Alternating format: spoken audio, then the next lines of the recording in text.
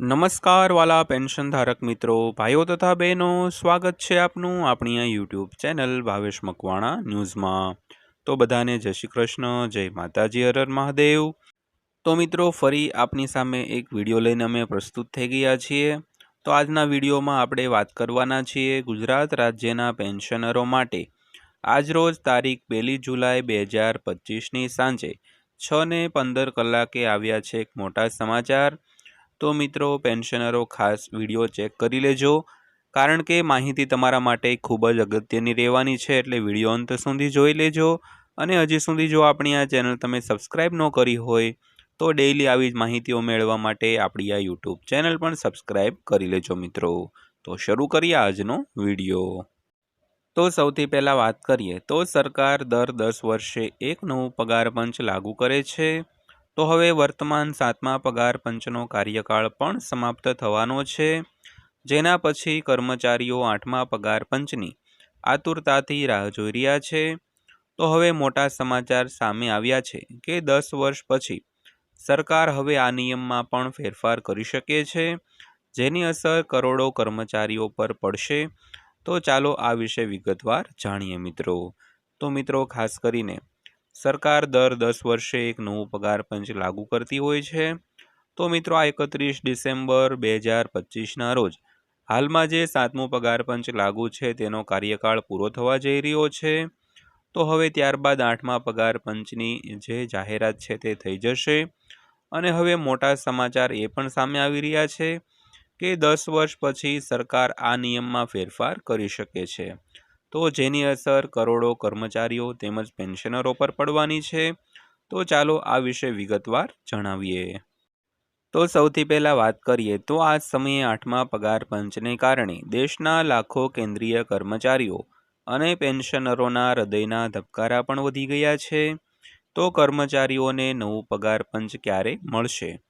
તો મિત્રો નવું પગાર પંચ ક્યારે મળશે તે વાત જાણતા હવે કર્મચારીઓ તેમજ પેન્શનરોના હૃદયના ધબકારા વધવા લાગી રહ્યા છે કે 8મા પગાર પંચનો અમલ ક્યારથી શરૂ થશે મિત્રો। તો 8મા પગાર પંચને કારણે કર્મચારીઓના પગારમાં કેટલો વધારો થશે તેના પર બધાની નજર છે। તો મળતી માહિતી મુજબ હવે સરકાર 10 વર્ષ જૂના નિયમમાં ફેરફાર કરવા જઈ રહી છે, જેની અસર લાખો કેન્દ્રીય કર્મચારીઓ પર પડવાની છે મિત્રો। તો મિત્રો એક માહિતી મળી છે તે મુજબ સરકાર છે તે 10 વર્ષ જૂના જે નિયમ હતા તેમાં ફેરફાર કરવા જઈ રહી છે, તો જેની અસર લાખો કેન્દ્ર સરકારના તેમજ ગુજરાત સરકારના કર્મચારીઓ અને પેન્શનરો પર પડવાની છે। તો કયા નિયમોમાં ફેરફાર થવાના છે તેની આજના વિડીયોમાં આપણે વિગતવાર આગળ વાત કરવાના છીએ। તો સરકારની આ યોજના શું છે તેના વિશે જાણીએ તો તમારે જાણવું જોઈએ કે કેન્દ્ર સરકાર ઔદ્યોગિક કામદારો માટે ગ્રાહક ભાવ સૂચકાંકના ડેટાને આધારે મોંઘવારી ભથ્થાની ગણતરી કરે છે। તો તમને જણાવી દઈએ કે આ સૂચકાંકનું એક આધાર વર્ષ છે, જેની સાથે ફુગાવાની તુલના કરવામાં આવે છે। તો હાલમાં ડીએની ગણતરી 2016ના આધાર વર્ષ તરીકે કરવામાં આવે છે, જ્યારે 7મું પગાર પંચ લાગુ કરવામાં આવ્યું હતું। તો મિત્રો જ્યારે 7મું પગાર પંચ લાગુ કરવામાં આવ્યું હતું ત્યારે સરકારે 2016ને આધાર વર્ષ તરીકે લીધું હતું અને 2016ને આધારે મોંઘવારી ભથ્થાની ગણતરી અને મોંઘવારી ભથ્થામાં વધારો ઘટાડો છે તે થતો હતો। તો તમારે જાણવું જોઈએ કે કેન્દ્ર સરકારના ઔદ્યોગિક કામદારો માટે ગ્રાહક ભાવ સૂચકાંકના ડેટાને આધારે મોંઘવારી ભથ્થાની ગણતરી સરકાર કરે છે મિત્રો। તો ત્યારબાદ જોઈએ તો જાણો કેવા ફેરફારો થઈ શકે છે। તો કર્મચારીઓને આશા છે કે 8મું પગાર પંચ 1 જાન્યુઆરી 2016થી લાગુ થશે। તો આવી સ્થિતિમાં એવી શક્યતાઓ છે કે સરકાર ડીએની ગણતરી આધાર વર્ષ 2016ને બદલે 2026 કરી શકે છે।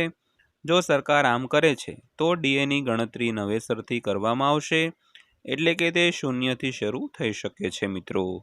તો મિત્રો આ 2016નું જે આધાર વર્ષ હતું, તો 8મા પગાર પંચ જ્યારે લાગુ થાય ત્યારે સરકાર છે તે 2016ને બદલીને 2026 આધાર વર્ષ તરીકે લઈ શકે છે। જો આવું થશે તો ડીએની ગણતરી ફરીથી શૂન્યથી શરૂ થઈ શકે છે મિત્રો। તો ત્યારબાદ જોઈએ તો આધાર વર્ષ કેમ બદલાઈ રહ્યું છે. જો આપણે છેલ્લા દાયકાની વાત કરીએ તો છેલ્લા દાયકામાં લોકોની ખર્ચ કરવાની રીત અને તેમની જરૂરિયાતોને સાથે ફુગાવામાં પણ ઘણા ફેરફારો જોવા મળ્યા છે. જો અમે તમને સરળ ભાષામાં સમજાવીએ તો આ લોકો જે વસ્તુઓ પર ખર્ચ કરી રહ્યા છે તે 2016 કરતાં ઘણી અલગ છે.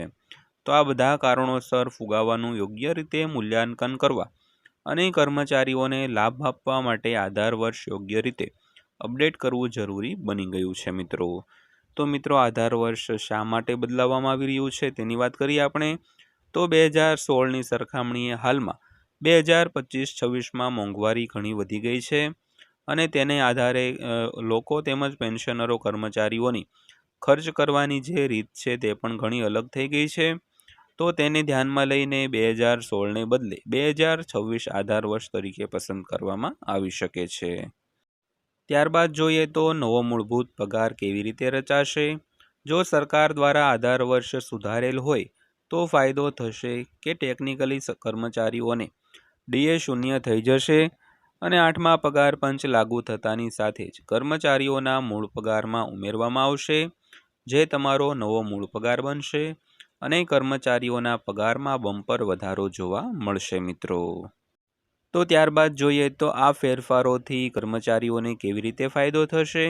તો આ ફેરફાર કર્મચારીઓ માટે ફાયદાકારક છે, કારણ કે ભવિષ્યમાં જ્યારે પણ ડીએમાં વધારો કરવામાં આવશે પછી ભલે તે 2% હોય કે 3% હોય, તે કોઈ પણ રકમથી વધશે તો આ વધેલા ડીએની ગણતરી તમારા વધેલા મૂળ પગાર પર કરવામાં આવશે, જેને કારણે તમને વધુ પૈસા મળશે મિત્રો. તો ત્યારબાદ જોઈએ તો 8મા પગાર પંચની રચનાની જાહેરાત. તો મળતી માહિતી મુજબ કેન્દ્ર સરકાર ટૂંક સમયમાં 8મા પગાર પંચની પેનલની રચનાની જાહેરાત કરી શકે છે. તો આ પેનલ સરકારને પોતાની ભલામણો આપશે, જેમાં પેનલને 15થી 18 મહિનાનો સમય લાગી શકે છે.